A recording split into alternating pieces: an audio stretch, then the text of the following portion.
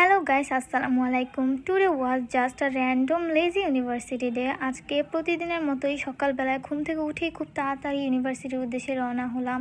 তো এখানে আমি ভার্সিটি বাস মিস করি, তো আমি রিক্সায় করে ভার্সিটিতে চলে আসি। তো আমি তাড়াহুড়ো করে যাচ্ছিলাম, ক্লাসের 10 মিনিট আগে আমি প্রেজেন্ট হই এখানে, তারপরে ছোট ছোট ক্লিপ নিচ্ছিলাম। এরপর আমাদের ক্লাস শেষ করে একটু ব্রেক ছিল, তো ঘুরে আসলাম, দেখি একটা বিড়াল মামা বসে আছে, তো ওকে একটু মজা করছিলাম।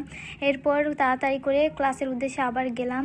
দেন আমাদের ক্লাস করতে করতে অলমোস্ট 3:45 বেজে গেছিলো। তো আমরা ক্লাস শেষ করে তাড়াতাড়ি বের হয়ে গিয়ে বাসটা ধরলাম, কেননা আসার সময় বাস মিস করেছি। পরে আমি তাড়াতাড়ি করে বাসটা নিয়ে বাস পর্যন্ত হাফ রাস্তা চলে আসছি। এরপর আবার রিক্সায় করে বাসার উদ্দেশ্যে রওনা হলাম। আজকে এত সুন্দর ওয়েদার ছিল, একদম কালবৈশাখী ঝড়ের আগ মুহূর্ত। দেন আমি তাড়াহুড়ো করে বাসায় চলে আসছিলাম। এরপরে আমার নামাজ শেষ করলাম। তারপরে নামাজ অবস্থায় দেখি বৃষ্টি পড়তেছে, তো আমি খুব খুশি হয়ে গেছিলাম যে আজকের ওয়েদার এত সুন্দর, এর মধ্যে বৃষ্টি, তো একটু হাত ভিজালাম। এরপরে আমি আমার ইফতারের জন্য যা যা লাগে সে কিছু ভেজিটেবলস কাটছিলাম, ভেজিটেবল স্যুপ করার জন্য।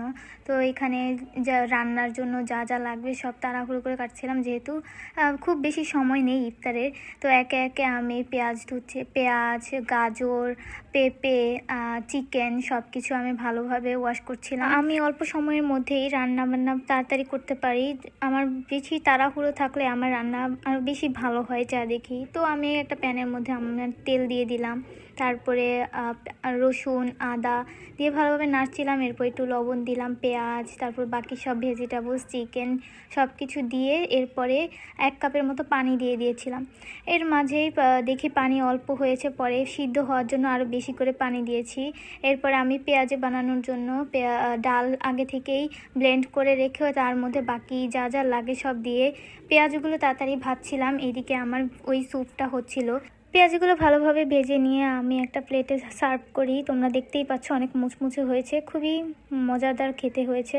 এরপর আমি একটা ডিম নিয়ে সেটা অল্প অল্প করে স্যুপটাতে দিতে থাকি, এরপর কর্নফ্লাওয়ার দিই। এদিকে আমার ইফতারের বেশি সময় নেই, তাড়াতাড়ি করে ছোলাগুলো ভাজা শুরু করে দিলাম। এর মাঝে আমার স্যুপ হয়ে গেছে। তা আগে থেকে গত দিনের থাকা শাসলিক ছিল, সেটা আমি ওভেনে গরম করে নিলাম।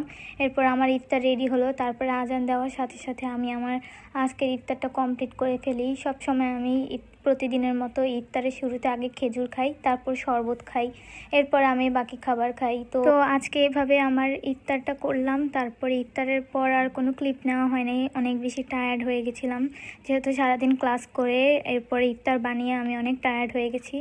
তো দ্যাটস অল ফর টুডে। সবাই ভালো থাকবেন, এবং আপনারা কি দিয়ে ইফতার করলেন, কিভাবে সময় কাটালেন অবশ্যই কমেন্ট করতে ভুলবেন না। সো ভালো থাকবেন সবাই, সুস্থ থাকবেন। আল্লাহ হাফেজ।